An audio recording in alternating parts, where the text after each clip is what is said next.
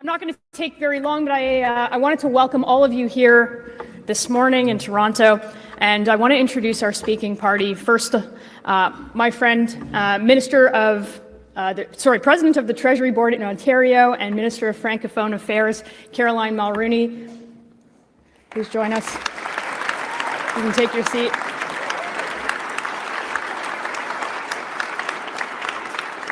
And the man we're here to see today, the leader of the Conservative Party and the next Prime Minister of Canada, Pierre Poilievre, and his lovely wife, Anna Poilievre.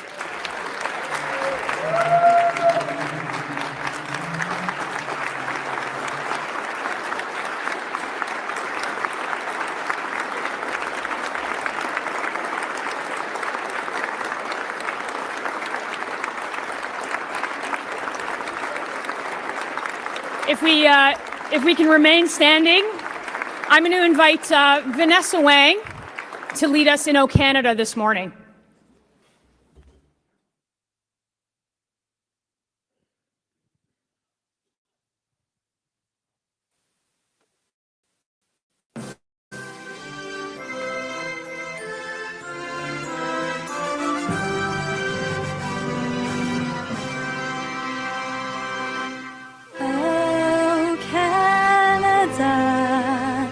Our home and native land, true patriot love in all of us command.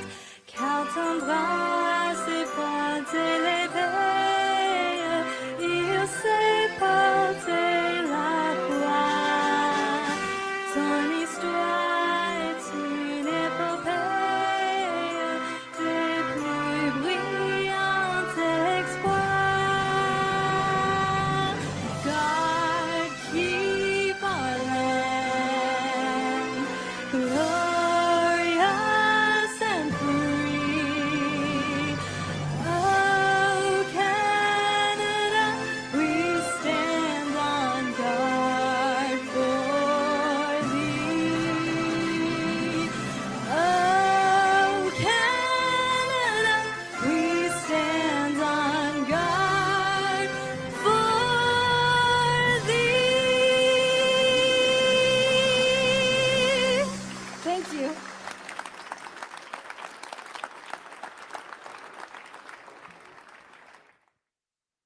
Thank you so much. Thank you, everybody, for joining us here in Toronto. It is my honor to introduce my friend, the President of the Treasury Board in Ontario and Minister of Francophone Affairs, Caroline Mulroney.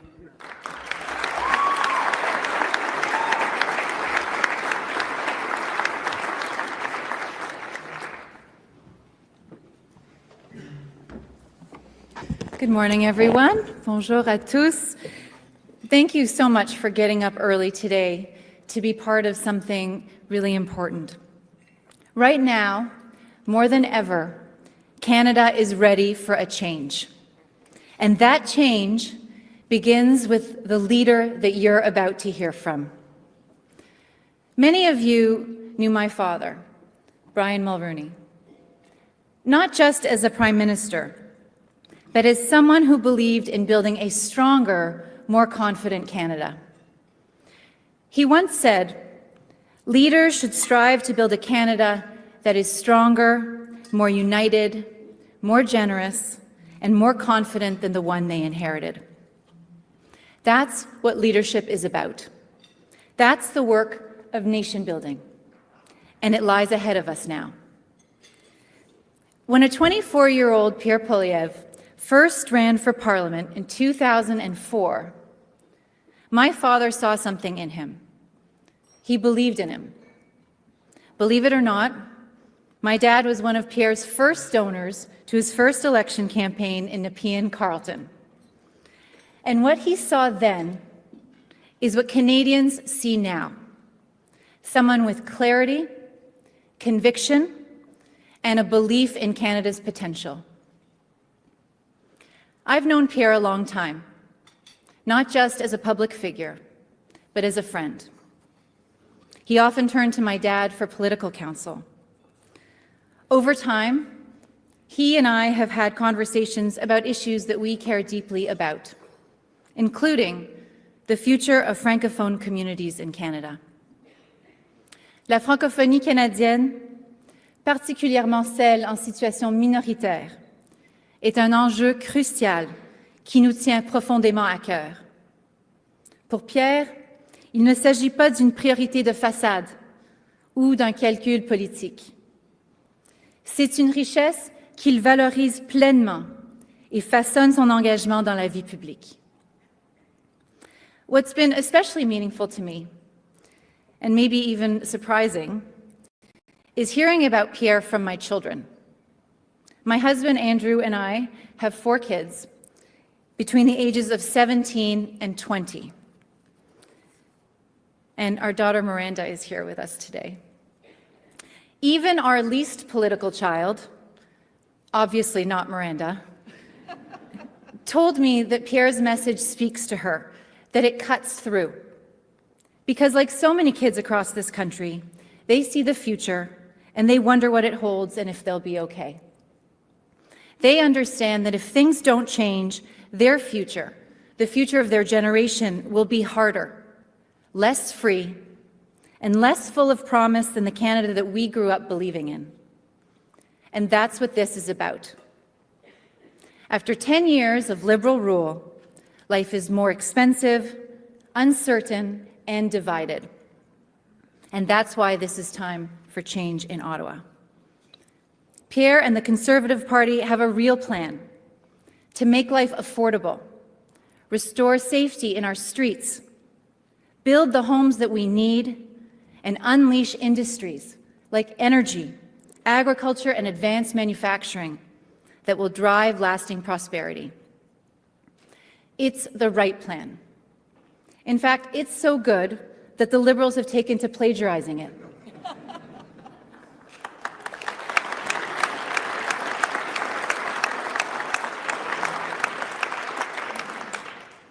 Just as importantly, Pierre also understands the global moment that we are in. He knows how to stand up for Canada, especially with our largest trading partners. In 1988, my father explained that Canadian leadership means standing tall, even next to giants like the United States.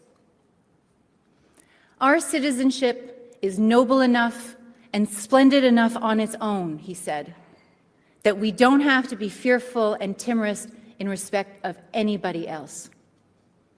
Just like my dad, Pierre understands this. President Trump may be around for at least another 4 years. But Canada's path forward does not depend on him, nor should it.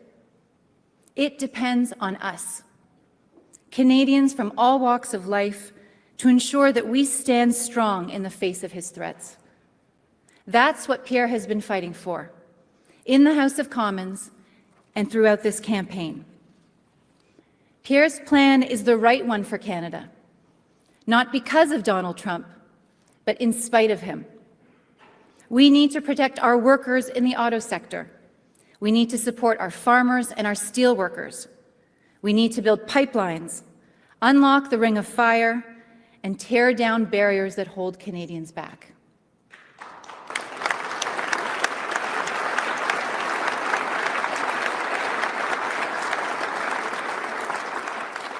And we need to stop dividing this country for political gain. We need a leader who will speak to Donald Trump, and when he does, he will speak for all Canadians. And there is only one person in this race who can do both. That's Pierre Poilievre.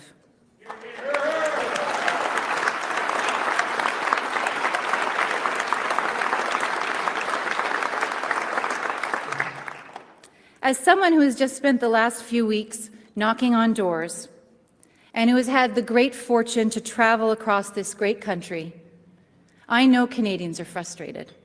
They're anxious, and some are angry.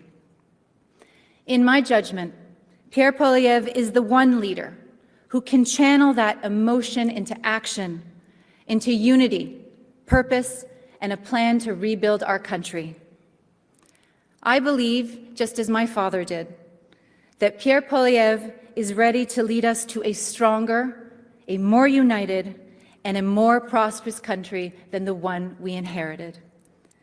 And so with that, it is my great honor to introduce the next Prime Minister of Canada, my friend, Pierre Poilievre.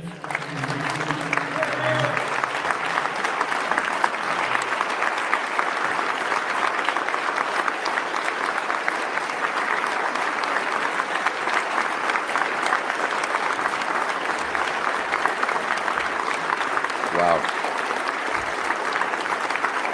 Thank you so much. Merci beaucoup. Thank you, Caroline.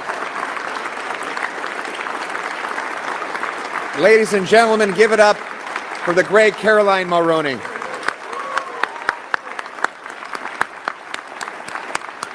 Incroyable. Merci beaucoup, Caroline. Votre service et le service de votre famille pour l'Ontario et le Canada est une source d'inspiration pour nous tous. Et c'est un moment de grande fierté de vous avoir ici. Évidemment, vous avez un patrimoine exceptionnel que vous avez en même temps que hérité, bâti avec votre famille. Et pendant cette période d'incertitude face à nos amis aux États-Unis, le symbole d'avoir une Mulroney avec nous pour se battre pour notre pays est plus fort que jamais. Merci beaucoup.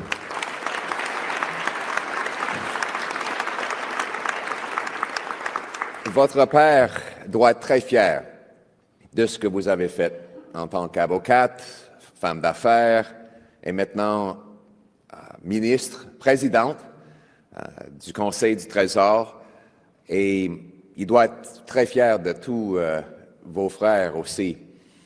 Votre père est une grande source d'inspiration pour tous en ce qui concerne la question de libre-échange. Évidemment, c'est lui qui a fondé le libre-échange entre nos deux pays.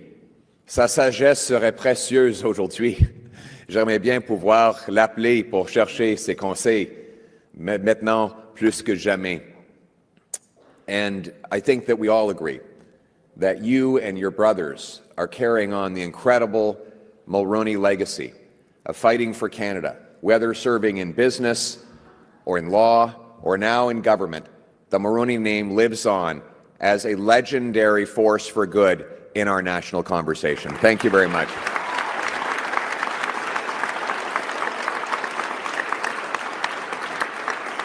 And she is the president of the Treasury Board, so of course if you hear me say the president today, of course I'm talking about Caroline Mulroney. There's another president, but this is the one we love the most. Your father, of course, was a great inspiration to all of us. He founded free trade between Canada and the U.S., and boy, I wish I could pick up the phone and seek his advice right now. But I'm sure he'd be very proud of all Canadians, how they've rushed to the defense of our sovereignty and our economy. Canadians feel angry and betrayed and anxious after the President's unprovoked attacks on our sovereignty. We're left wondering how we can end the paralyzing uncertainty and what the future holds. We don't know what today's tariff announcement will bring, how long they will last, or what they will do. But whatever President Trump does, a bunch of things remain undeniably true. One, these tariffs are unjustified. Two, they will hurt people and businesses on both sides of the border. And three, Canada will obviously never be the 51st state.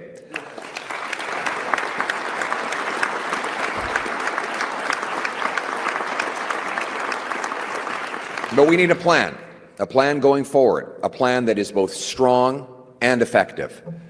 And I want to break that down into three parts. Obviously, one, we need an immediate response. Two, we need to tackle the dispute after the election, hopefully to bring it to an end. But three, perhaps most important of all, we need a long-term plan to build our economic fortress in Canada so we are never vulnerable to these kinds of threats again.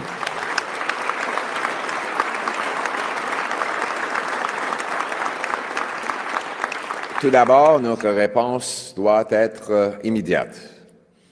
C'est pourquoi il faut imposer des contre-tarifs et cibler des produits dont on n'a pas besoin, qu'on peut acheter ailleurs ou qu'on peut produire ici au Canada, chez nous, afin de décourager des attaques économiques des Américains. On doit aussi préparer pour les impacts sur nos entreprises. Notre réponse doit avoir comme priorité principale de garder les emplois en place. Une fois que le lien est brisé entre travailleurs et entreprises, c'est très difficile de le rétablir. C'est beaucoup plus difficile que les garder en place dans la première place. C'est pourquoi un nouveau gouvernement conservateur lancera un fonds pour la protection des emplois canadiens, un programme de prêts ciblés temporairement aux entreprises qui sont directement touchées par les tarifs pour aider à maintenir les travailleurs dans leurs emplois. First, our immediate response must be targeted reciprocal tariffs, targeted narrowly at those American goods we don't need, can make ourselves, or buy elsewhere to maximize impact on the Americans while minimizing impact on ourselves. Secondly, we must be prepared to protect jobs. Keeping Canadians working should be our top priority.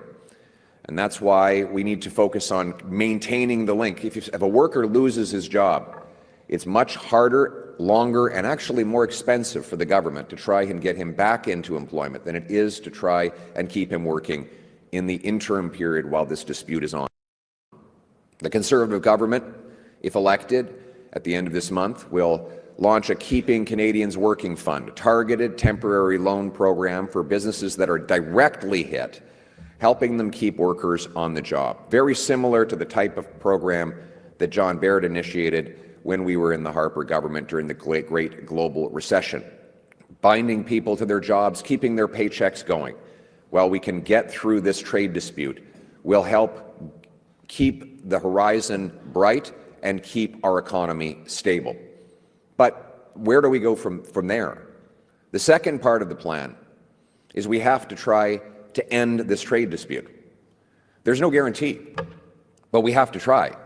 Dès le premier jour de mon mandat comme Premier ministre, je vais proposer au président d'accélérer les négociations pour conclure un nouvel accord sur le commerce et la sécurité et remplacer l'accord Canada-États-Unis-Mexique. L'accord doit être renégocié l'année prochaine, peu importe. Ce n'est pas une question de si, mais une question de quand. Alors pourquoi pas le faire directement et rapidement? Pour éliminer l'incertitude des tarifs qui pèsent sur nos travailleurs et nos entreprises, il faut agir pour mettre fin à ce chaos. On day one, as Prime Minister, I will propose to the President to accelerate renegotiations of CUSMA, bringing in a new deal on trade and security. CUSMA must be renegotiated anyway, next year.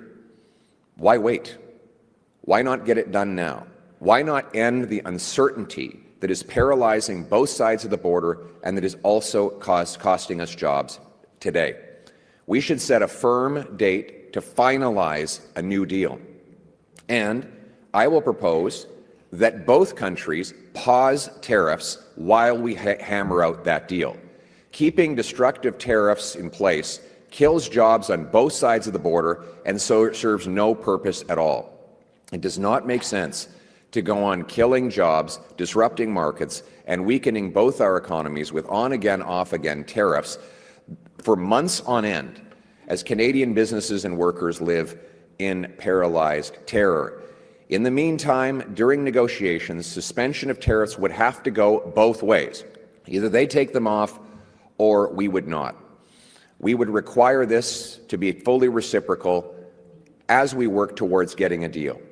And as for the deal itself, any good negotiator would tell you that he wouldn't put his cards on the table before sitting down to talk. But Canadians do have a right to know what our red lines are. Donc, premièrement, je vais protéger notre frontière, nos ressources, nos fermiers, y compris ceux qui sont soumis à la gestion de l'offre. On va aussi protéger notre eau douce et nos travailleurs dans l'industrie d'automobile. Je tiens aussi à souligner qu'il est hors de question de négocier sur notre souveraineté. Nos lois, notre dollar, notre territoire, notre eau, notre ciel, notre culture, nos langues officielles, nos ressources naturelles et nos droits autochtones resteront sous notre contrôle pour toujours. Merci beaucoup.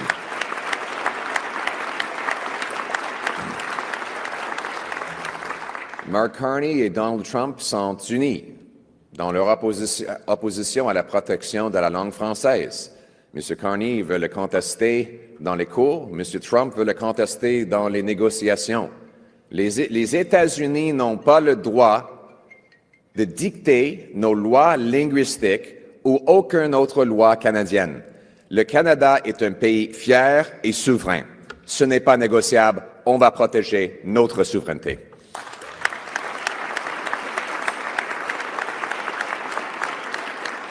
Deuxièmement, je m'engage à ce que tous les revenus qu'on récolte en conséquence d'une meilleure entente de libre-échange va financer une militaire plus grande, plus forte, pour protéger notre souveraineté et élargir notre présence dans le Grand Nord.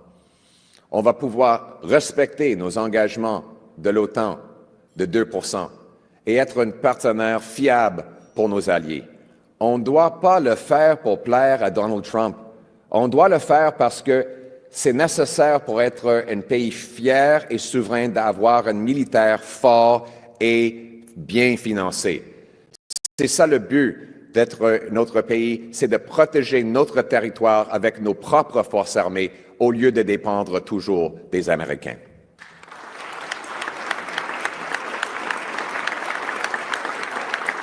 As I said, Canadians have the right to know what red lines I will draw in order to protect our country in these inevitable negotiations that any future Prime Minister will have and have quickly. So let me be clear. First, I will protect our control over our border, our security, our resources, our farmers, including our supply-managed farmers, our fresh water, our automotive workers.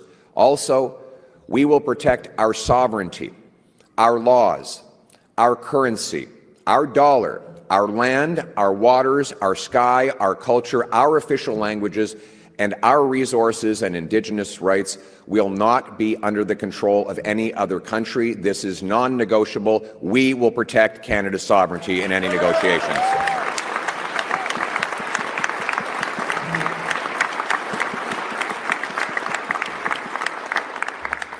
Second, for years, the Americans have demanded we do more in defense. But the truth is, Canadians have been demanding exactly the same thing.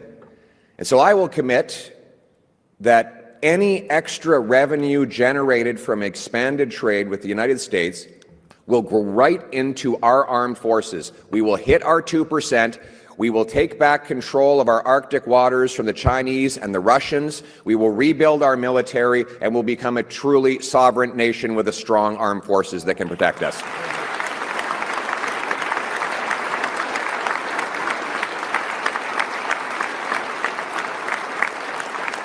We will not do this to please President Trump. We will do it because it is right for Canada, especially in light of America's growing ambivalence towards NATO. It is important for Canada to step up and show its strength. Canada will carry its own weight. We will secure the North. We will put more boots on the ground, submarines and ships in the sea, and planes in the air. Americans will be able to sleep sound at night, knowing that we fully defend our North. It will also allow us to improve NORAD, to deter, detect, and destroy incoming threats to our shared security. Third, while we will agree to work with the Americans to secure our border on fentanyl and illegal migration, I'll also demand that they do their part to stop sending illegal guns across our border that kill our people.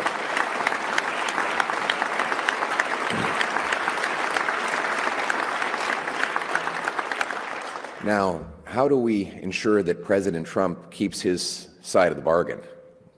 How can we trust that he'll honor any new agreement when, let's be honest, he violated the last one, the one he negotiated? Well, That's the situation we're now in. We must make sure that the next deal has commitments that we make on defense, border cooperation, and market access that we can withdraw if and when he decides to break the deal and tariff us again. We will hold up our end of the bargain only as long as he holds up his.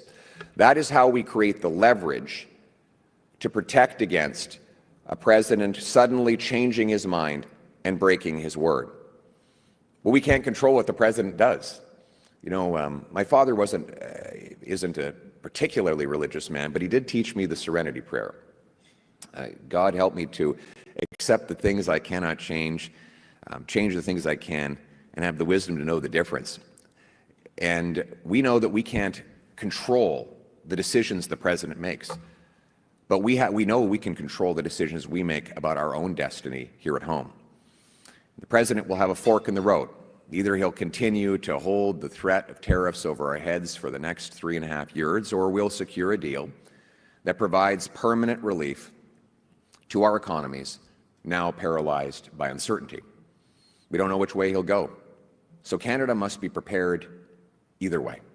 A renewed trade deal with the Americans would be ideal, but it's not the entire solution to our economy. A credible plan to deal with Trump must prepare Canada for growth with or without reliable trade with the Americans.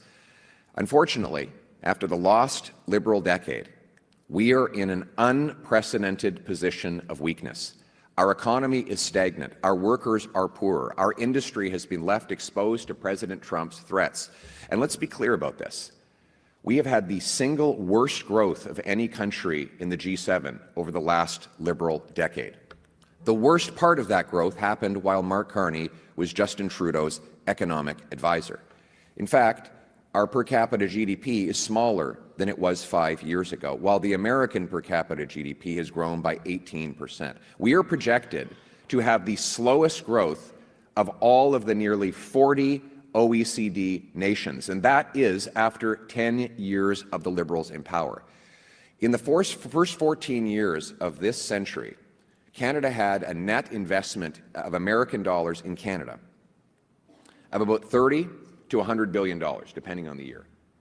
Right now, after the last Liberal decade, there are $500 billion more Canadian dollars invested in America than the reverse. $500 billion has poured out of our economy into the U.S. We are more dependent and helpless than ever before, precisely because of the policies that Mark Carney and Justin Trudeau have imposed in this lost decade. Et en ce moment déterminant, les Canadiens doivent poser une seule question. Pourquoi Donald Trump soutient-il Mark Carney? Pourquoi Donald Trump a-t-il choisi Mark Carney comme le gagnant de la prochaine élection? Pensez-vous que Donald Trump a à cœur les intérêts du Canada quand il dit qu'il préfère négocier avec un autre gouvernement libéral? Ou bien est-ce que M. Trump pense qu'il peut obtenir des choses à dépens du Canada? Voici ce que je pense. Donald Trump sait très bien qu'un 4e mandat libéral sous Mark Carney affaiblirait notre économie encore plus. Il va continuer de dépendre du marché américain. M. Trump sait que M. Carney s'oppose à faire du Canada une superpuissance énergétique.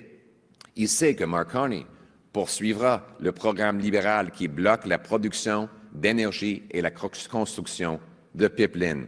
En fait, Mark Carney a déclaré, et je cite, qu'il fallait garder plus de 80% des combustibles fossiles dans la terre. At this pivotal moment, I think Canadians have to ask a question. Why is Donald Trump so supportive of Mark Carney? Why has Trump anointed Carney the winner of the next election? Do you think it's because Trump has Canada's best interest at heart when he says that he'd rather negotiate with a Liberal government? Or is he thinking about what he can get at Canada's expense? Here's what I think. Donald Trump knows that a 4th Liberal term under Mark Carney will make Canada even weaker and poorer than it was over the last decade, more dependent on American markets and vulnerable to his threats. He knows Mr. Carney is opposed to turning Canada into an energy superpower. He knows that Liberal agenda blocking energy production and pipeline construction will keep Donald Trump's thumb over our economy. In fact, Mr. Carney actually said, and I'm quoting here, more than 80% of current fossil fuel reserves would need to stay in the ground. Now, obviously, he means Canadian oil reserves. There would be more oil produced south of the border, profiting the Americans and making us weaker and more reliant. Trump knows that Mr. Carney will keep Justin Trudeau's industrial carbon tax on Canadian industry, as well as Trudeau's cap on Canadian energy, driving business south. And just yesterday, Mark Carney gave a wonderful gift to Donald Trump. He announced he will keep the Liberal No New Pipelines Law C-69 in place. Bill C-69 guarantees there will never again be a pipeline, LNG plant, large-scale mine, or nuclear project built in this country. It will send hundreds of billions of dollars fleeing south of the border to Trump's America and force us to continue to sell our oil and gas at massive price discounts. When you consider that Mark Carney's Keep It in the Ground agenda will make us even more dependent on the United States, it becomes pretty clear why Trump wants the Liberals to win a fourth term. The last thing that President Trump wants is a strong Canadian Prime Minister who will turn this country around, turning our country into an economic and resource powerhouse with competitive taxes that is open for business. That might not be good for President Trump, but it is exactly how you put Canada first.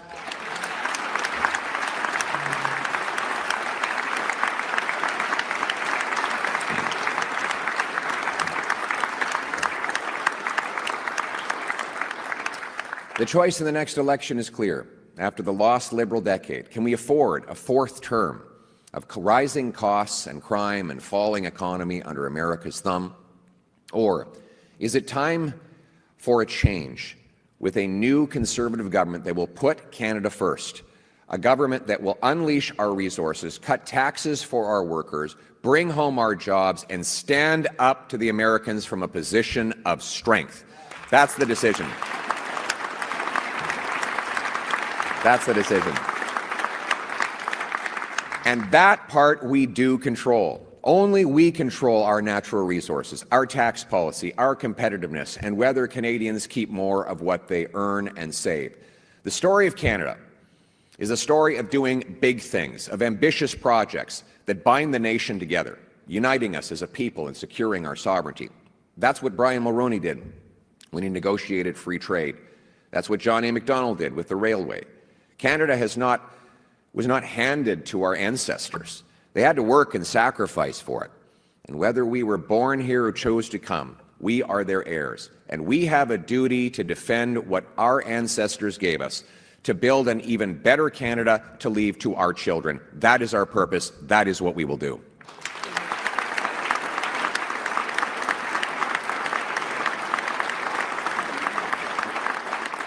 We need our country to think big again. It's time to challenge ourselves, because decline is a choice, but it's not my choice. I choose to build. I choose to grow. I choose to meet the moment with ambition worthy of the men and women who built this great country. My plan for the Canadian economy could not be more different than what you've seen over the lost Liberal decade of Carney and Trudeau. I've spent the first week of this campaign setting out ambitious and detailed plans to build our economy so we can stand on our own 2 feet and stand up against foreign threats. It's everything we should have been doing for the last 10 years, everything I said we should do over the last 10 years, and everything that Mark Carney has explicitly opposed over the last 10 years. Dès la première semaine de ma campagne, j'ai proposé une réduction d'impôt de 15% sur le revenu du travailleur moyen afin de récompenser le travail. Le baisse d'impôt pour le réinvestissement au Canada. Zéro taxe sur les gains en capital lorsque vous réinvestissez vos gains ici au Canada.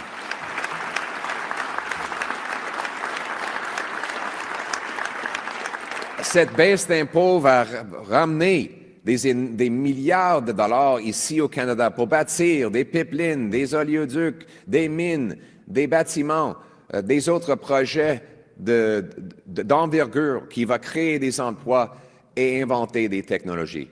Cet élan va nous donner un pouvoir de reprendre le contrôle et relancer notre économie. On va permettre à nos aînés de gagner juste 34 000 $ s'ils choisissent de travailler sans payer d'impôts pour arrêter de punir les gens qui travaillent fort.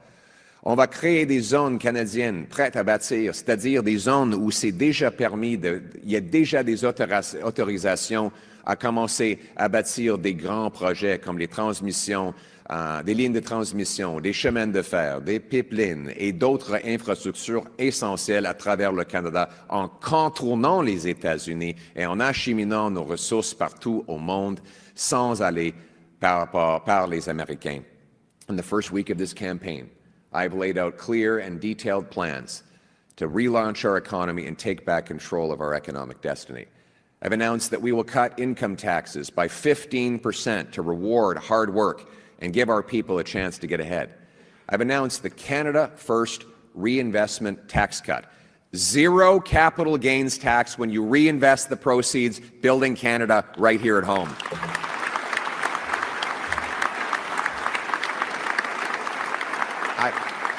Think about this. Think about this right now. There is currently no incentive if you sell an investment today to reinvest it in Canada. You pay the same capital gains tax if you reinvest here versus sending it abroad. And in fact, because the taxes on your later investment are lower abroad, the business taxes and other taxes, there is a perverse incentive to ship money away. And that's why so much investment has left. Then there's the lock-in effect. Countless people hold on to tired old assets that they'd love to dispose of, but would face a walloping tax bill. So instead of disposing of it to someone who can do something better with it and using the proceeds to build new homes, launch a new factory, buy a new CNC machine or a conveyor belt, or launch a new technology, the money just sits dead. That's the lock-in effect. By allowing Canadians to sell existing investments and immediately reinvest it here in Canada, it will be like economic rocket fuel, launching our economy above and beyond the Americans, turning this into a dynamic, free market economy where we can show our strength and reward success.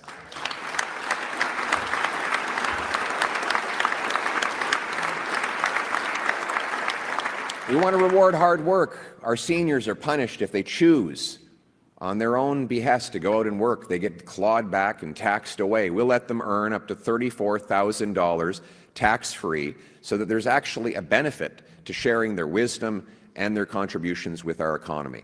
And we will create Canada shovel-ready zones, areas that are pre-permitted for construction before we even receive an application. The way it will work is that online we will publish the standards and specs required to build power stations, pipelines, LNG plants, and more, but with permits that are already legally binding and granted, so that companies don't have to sit around for 7 years tying up billions of dollars of capital, something that has dissuaded them from being here. After the Liberals killed $178 billion of projects, many companies won't even try. But if they have pre-permitting and absolute certainty, they can get to work and get their shovels in the ground. One of those projects will be the Ring of Fire. I pledge to grant permits for the Ring of Fire within 6 months of becoming Prime Minister.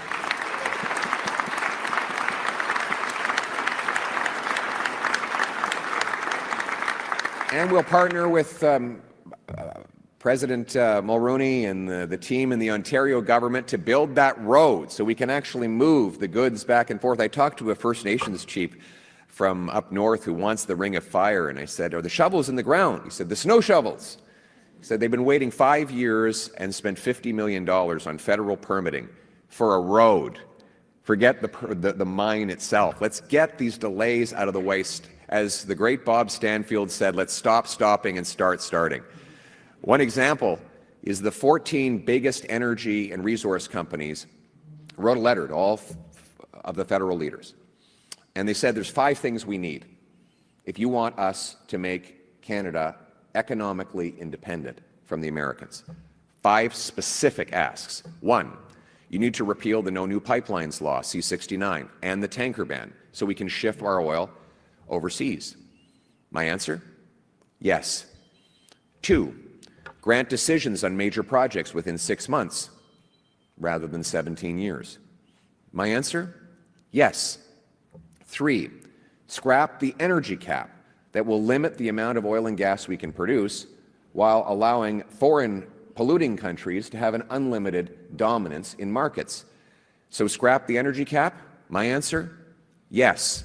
4, they said we must axe the industrial carbon tax, which makes it impossible for us to compete with Americans who have no such tax. Axe the industrial carbon tax? My answer is yes. And give Indigenous loan guarantees to help First Nations take equity positions and profit from the projects that happen on their land? My answer, again, is yes. Yesterday in St. John's, I committed to all 5 of these things. Mr. Carney has said he will do none of them. Expanding our energy production and exports is the single most powerful thing we can do to break our dependence on the Americans. And that is the very single thing that Mark Carney has explicitly said he will not do. So what is his plan? A resume is not a plan.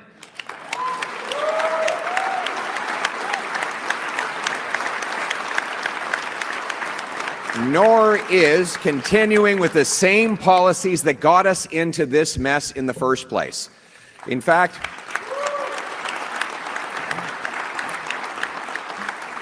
he wants to put the Liberal policies on steroids. His housing plan, I don't know if you saw this earlier this week, he wants to create a government-run construction company that is going to make prefab tiny homes with no parking spots. This is his idea for housing. This is even more radical than the stuff that came from Stephen Guilbeault and Justin Trudeau over the last 10 years. This is not a serious plan to protect our economy and break our dependence. We need a serious nation-building plan to Trump-proof our economy. Mine will put Canada first. It is a plan for Canada that is richer and stronger than the one the Liberals left us. A plan to protect Canada from whatever choices, wrong choices, the President might make. So my message to President Trump is this: if you keep attacking our economy, over the next 4 years, under my Conservative government, Canada will become completely rebuilt as an economy that no longer is reliant on the Americans for everything. You will have lost your greatest trading partner and best friend. We will be a confident and strong country capable of standing on its own 2 feet, standing up to anybody that gets in our way, and moving forward to give our people back the Canadian promise.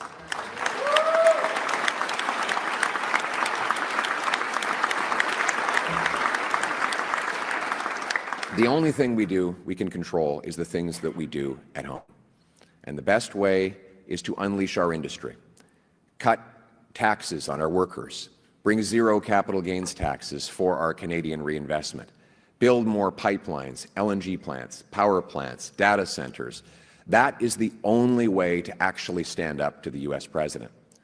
All these things I've talked about for the last 10 years, all these things Mark Carney has consistently opposed. All of these things are required to move forward. But we have to remember why we're doing these things.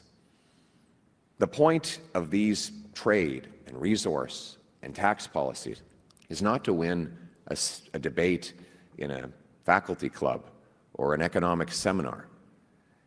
What use is it to have a booming economy if our cities are unaffordable, unsafe, and increasingly unlivable?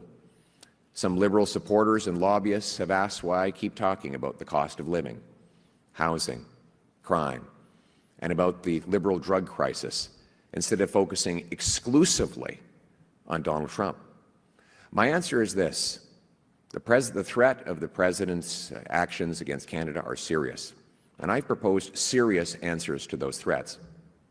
But the struggles that Canadians are facing at home, the fear and the hurt that I hear everywhere across this land, those are real too. And I will not stop talking about these problems which predate Donald Trump and which will outlast Donald Trump if we do not act to fix them. Everyone is struggling with the cost of living. Young Canadians are stressed about never affording a home, bills they can't afford. Their parents worry that they might overdose, their children might overdose on fentanyl. And even those who are not afflicted with that scourge wonder how they'll ever move out of their parents' basement and have kids.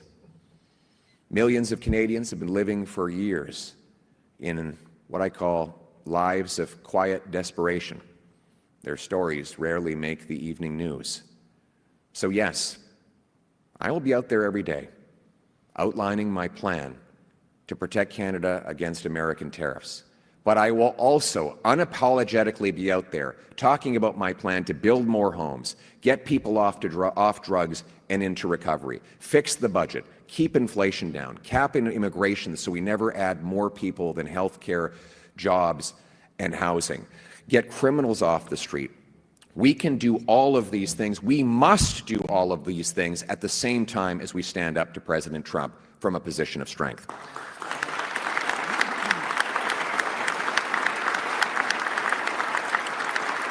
Because I guess that's what a prime minister does. Now, what the Liberals would like you to do is forget about all the damage they did over the last 10 years. They want you to forget the lost Liberal decade. They want you to forget that it's exactly the same Liberal ministers, same Liberal MPs, same Liberal strategists making the same broken Liberal promises. We cannot afford a fourth Liberal term. We need a change to put Canada first. We will get that change. We will be a strong, self-reliant nation that takes care of its own and bows down before no country. Not a nation of tax collectors and toll masters, of bureaucrats and busybodies, of gatekeepers and grandees, of rulers and rule makers. No, we are a nation of explorers and entrepreneurs, artists and adventurers, workers and warriors, pioneers and patriots. Canada is much more than just not being American. It is about our shared values, our culture, our shared history, and the enduring promise that Canada made to each and every one of us. The promise that brought my wife here as a refugee from Venezuela. Why would she leave a beautiful tropical country to come to a place where it snows in the middle of April? The answer is because this country offered the incredible promise that 6 people crammed into a basement East End Montreal apartment could work their way to a successful life, that she, with that humble beginning, could stand next to the son of a teenage mother adopted by 2 school teachers to be on this stage. We owe it to this country.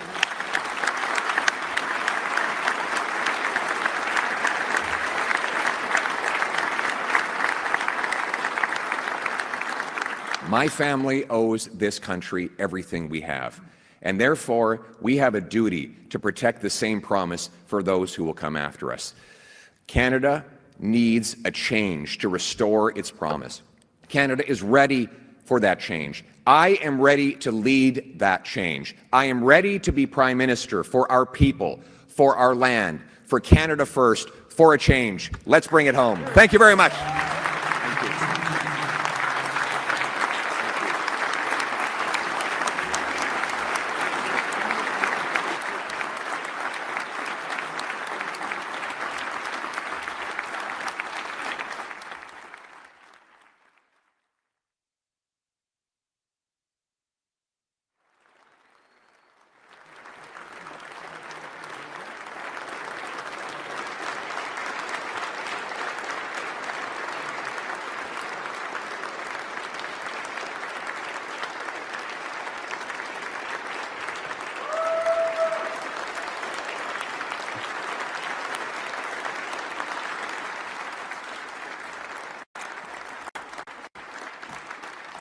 Wow. First off, thank you so much for the inspiring and hopeful words to truly put Canada first for a change. Thank you to all of you for joining us today. We're in the middle of a federal election, so we're gonna mingle and talk about that federal election outside in the hallway, and you're welcome to stay as long as you want. And finally, thank you, Caroline, for your service to this province, to this country, and your friendship and what you've done for our movement. Thank you very much. Thank you, everybody, for joining us today.